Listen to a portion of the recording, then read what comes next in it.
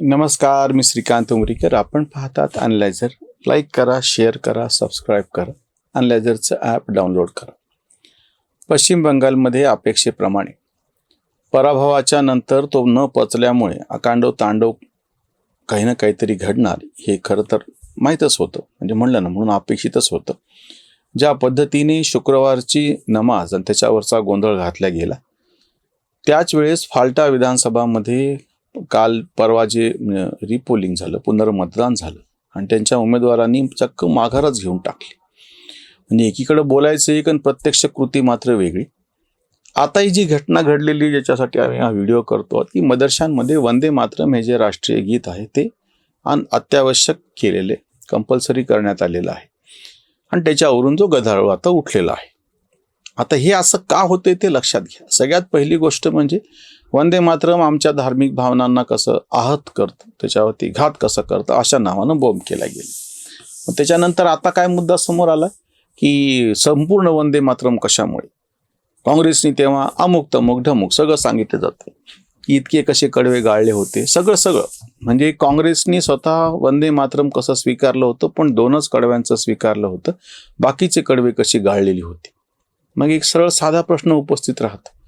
वंदे मातरमचा विषय निघाला त्याच्या आधीच, म्हणजे वंदे मातरम हा मूळ विषय नव्हता, त्याच्या आधीच जिनानी मुस्लिम लीगच्या माध्यमातून जेव्हा पाकिस्तानचं मागणी रेटून धरली होती, त्याच्यामध्ये वंदे मातरम कुठं आलं होतं? वंदे मातरमचा वाद तर नंतरच्या काँग्रेसच्या 36-37 सालच्या नंतरच्या अधिवेशनातली गोष्ट आहे. त्याच्या आधीच तुम्ही मागणी केलेली. बरं, इतकं केल्याच्या नंतर सुद्धा पाकिस्तान वेगळा झाला, ते मुसलमान गेले तिकडे निघून, जे भारतामध्ये राहिले त्यांनी एका अर्थाने मान्य केलं की आम्हाला बहुसंख्य असलेल्या हिंदूंबरोबर राहायचं आहे. काँग्रेसने सुद्धा वंदे मातरमचे जे 2 कडवे मान्य केलेले होते त्यांच्या अधिवेशनामध्ये, मग ते तरी का म्हणले जात नाहीत? आत्ताचा प्रश्न असा आहे की ज्या कडव्यांशी तुमचा विरोध होता ते कडवे काँग्रेसने गाळले असं तुमचं म्हणणे, गाळल्याच्या नंतर जे 2 कडव्यांचं वंदे मातरम होतं ते का नाही म्हटलं गेलं? आणि आता सुद्धा पूर्ण वंदे मातरमचा विषय 1 मिनिटासाठी बाजूला ठेव. जय वंदे मातरम आपल्या घटनेमध्ये आहे, ज्याला राष्ट्रगीताचा दर्जा दिलेला आहे, ते वंदे मातरम तुम्ही स्वेच्छेनं, आपण ज्या हिंदूंच्या बरोबर राहतो आहोत त्या हिंदूंच्या भावनेचा विचार करून का नाही म्हटलं गेलं? म्हणजे हे दुटप्पीपणा बघा. तुम्हाला मी 2 उदाहरणं परत सांगतो. जेव्हा बाबरी मस्जिदचं सगळी केस चालली होती, त्या सगळ्या काळामध्ये वारंवार ही बोंब मारल्या गेली की हे खोटं आहे. इरफान हबीब आणि रोमिला थापर सारखे जे बदमाश त्या विषयाचे अभ्यासक स्वतःला म्हणून घेणारे होते ना, की ज्यांनी असं सांगितलेलं होतं की समतल धरणीवरती बाबरी मस्जिद उभी आहे, आणि जेव्हा की प्रत्यक्ष त्या खोदकामामध्ये प्राचीन मंदिराचे अवशेष सापडले, ते ठेवलेले आहेत, आता जतन करून ठेवलेले आहे. म्हणजे ते खोटारडं सिद्ध झालं. त्याच्यानंतर आता भोजशाळेचा जेव्हा विषय आला होता आणि तेव्हा न्यायालयाने आदेश दिला की नाही, ते हिंदूंचं मंदिर आहे म्हणून. त्याचं समर्थन करणारे प्लेसेस ऑफ वर्शिप आर्ट आणि बाकीच्या कितीतरी गोष्टींची कारणं देऊन जेव्हा पुढे येतात, जेव्हा की तो त्याला लागूच होत नाही, अधिकृतरित्या न्यायालयातून वैधरित्या सगळे कायद्याचे सगळी चौकट, त्या चौकटीमध्ये निकाल दिला गेला. आत्ताची सुद्धा गोष्ट आहे की म्हणजे हा मुस्लिम पक्ष तो निकाल मानायला तयार नाही. असं का नाही? सगळे म्हणले की नाही, हरकत नाही, आम्ही लढलो इथपर्यंत, पण आता पुढे जाण्यात काही अर्थ नाही, आपण बहुसंख्य हिंदूंच्या भावनेची कदर करूयात आणि हे त्यांना वापस करूयात. असं का नाही म्हटलं गेलं? आज सुद्धा जे 2 कडवे वंदे मातरमचे गृहीत धरले गेलेले होते, जे संविधानामध्ये आहे, ते तरी का नाही म्हटले गेले? किंवा अगदी ज्या ज्ञानवापी मस्जिदच्या संदर्भामध्ये स्पष्टपणे नावापासून प्रत्येक गोष्टीचे पुरावे देतात, त्याचा आज नाही उद्या निकाल लागेलच. मथुरेचाही निकाल लागेल. तेच नाही मी म्हणलं, प्रत्येक ठिकाणचं जिथं जिथं असं आहे ते न्यायालयात जाईल, किती का उशीर लागेना, पण त्याचा निकाल लागेल.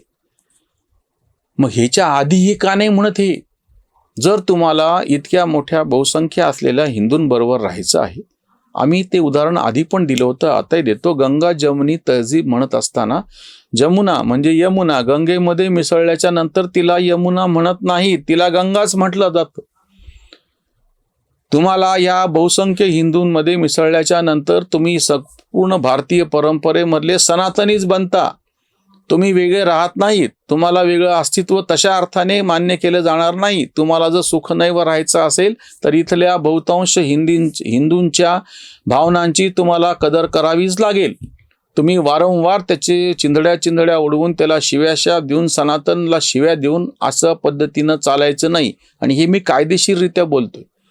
लोकांनी, सर्वसामान्य लोकांनी बहुमताद्वारे मतपेटीतून तर हे दाखवून दिलेलंच आहे. कायद्यानं पण भोजशाळेच्या निकालातून दाखवून दिलेलंच आहे.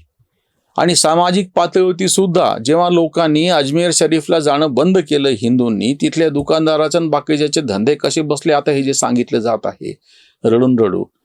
जर अशा या बहुतांश ज्या तथाकथित राष्ट्रीय एकतेचे प्रतीक म्हणून असलेले जे इस्लामिक स्थळं सांगतात तिथे जर समजा हिंदूंनी जाणं बंद केलं तर तिथलं स्वाभाविकच आहे. एवढी मोठी जर लोकसंख्या कमी झाली तर तिथली उलाढाल कमी होणार. त्याला काही वेगळं दुसरं सांगायची गरज नाही. मुस्लिमांवरती हिंदूंनी बाकीच्या दृष्टीनं बहिष्कार सुरू केला, दुकानदार आणि बाकीचं सगळं जे मध्ये चालू होतं, तर तुम्हाला पळता भुई थोडी होऊन बसेल. आज जे मदरशांमध्ये वंदे मातरमला अनिवार्य केल्याच्या नंतर त्याच्या विरोधामध्ये बोलतात, त्यांनी हे लक्षात ठेवावं, तुम्ही भारतामध्ये आहात म्हणून अशा पद्धतीनं तुम्ही वागू शकता आहात. तुम्हाला स्वातंत्र्य उपभोगता येत आहे. बाकीच्या देशांमध्ये, अगदी इस्लामिक देशामध्ये सुद्धा रस्त्यावर उतरून नमाज पडायला परवानगी नाही. आधुनिक काळामध्ये, आधुनिक लोकशाही व्यवस्थेमध्ये भारत जेव्हा आर्थिकदृष्ट्या प्रगती करत असताना, जागतिक पातळीवरची 4 नंबरची अर्थव्यवस्था तुम्ही असताना, एक अतिशय सहिष्णू उदारमतवादी असं वातावरण हिंदूंमुळे या देशामध्ये राहिलेलं असताना तुम्ही मात्र त्याच्यावरतीच, म्हणजे जिस थाली में खाना उसी में छेद करना असं जे म्हणतात तसं, प्रत्यक्ष ज्या ह्या हिंदू भूमीने, सनातन भूमीने तुम्हाला इतके वर्ष आश्रय दिला, तुमचं इतके वर्ष लालन पालन केलं, कौतुक केले तुमचे, हे सगळी मोगली राजवट सहन केली सगळ्याची, आणि तुम्ही आता मात्र उलटून परत त्याच्या नावानं शिव्या द्यायला लागले. मदरशामध्ये वंदे मातरम अनिवार्य करण्याच्या मुद्द्यावरती उसंतवाणी. मदरशांमध्ये वंदे मातरम त्यावर मातम सुरू झाला. बंगालीमध्येच आहे राष्ट्रगीत, विरोधाची रीत तिथेच का. अल्पसंख्याकांचे लांगुल चालन, तयाचे पालन मतांसाठी. जनमत आता बाजूने जयांच्या पाठीशी, गीताच्या भक्कमते. अपयशाचा ते काढिती वचपा, धर्मावर टेपा ठेवून ये. संविधानावर आला मजहब, तर्क ते अजब देती आता. कांत राजकीय गेली आहे खुर्ची, गीताने या मिरची लागत असे, गीताने या मिरची लागत असे.